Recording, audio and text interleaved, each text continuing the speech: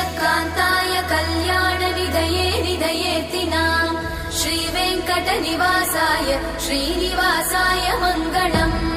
लक्ष्मी सविभ्रमालोकसुभ्रूविभ्रमचक्षुषे चक्षुषे सर्वलोकानां वेङ्कटेशाय मङ्गलम् श्रीवेङ्कटाद्रिशृङ्गाग्रमङ्गलाभरणाङ्गये